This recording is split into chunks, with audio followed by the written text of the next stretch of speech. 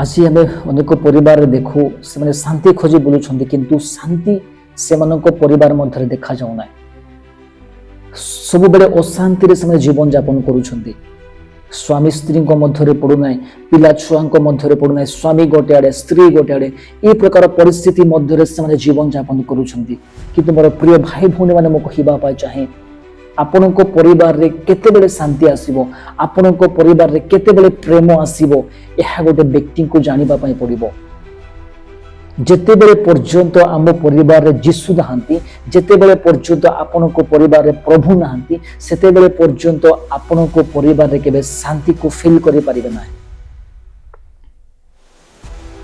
हम देखि परबा जहन 14 तार 37 पदर लिखा जाए मोहर निजर शांति मु तुम्भ मानकु देउछि एथिरे हम जानिबा पाई पड़िबो जेतेबेले पर्यंत आमे जीसुंको ठारे अनुसरण करिबा नाय जेतेबेले पर्यंत आम हृदय रे जीसुंको आमे नेबा नाय सेतेबेले पर्यंत आम परिवार रे शांति को आमे देखि परिबा नाय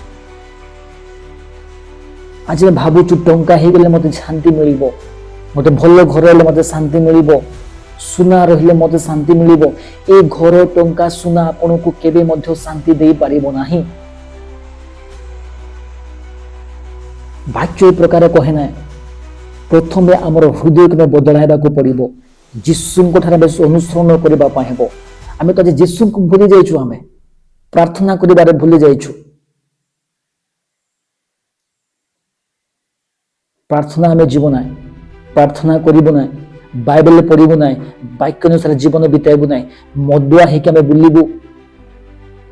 स्मोकिंग करके आम बुलू दुनियादारी आम फसिक आम बुलू जिंदगी नष्ट करूँ प्रभु को भूली जीवु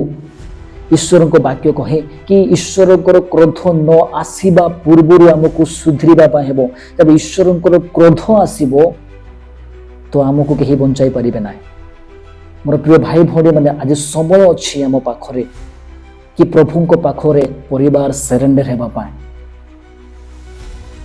जे पर्यंत परिवार प्रभु को पाखरे सरेंडर हो पारे ना जिते पर्यंत जीसु तांको परिवार मध्य आसबे ना जीसु को जिते आमे आम परिवार ग्रहण करबा ना से पर्यंत आम परिवार आमे शांति को देखि परिबा ना दुनिया कहबो पैसा कहबो मु तुमको शांति देवी किंतु बाइबल कहे कि प्रथमे आम हृदय को आम बदलाइबा को पड़िबो आ जीसु को आम जीवन में आपणाइबा को पड़िबो तेबे गोटे आम शांति को आम फील करि परिबा आपण को टंका सुना आपण को शांति दे परिबो ना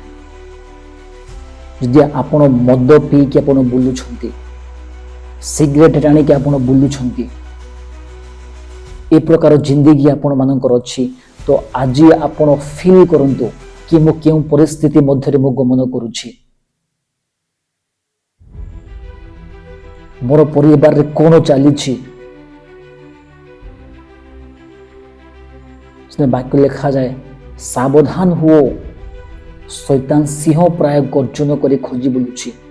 शैतान ए प्रकार चाहे कि गोटे परिवार को नष्ट करिबा पाए शैतान यही प्रकार चाहे गोटे परिवार को छिन्न भिन्न करिबा पाए तुमको जानिबा पाए हेबो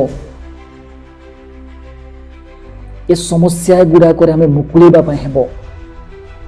जो खराब स्वभाव गुड़िक अच्छी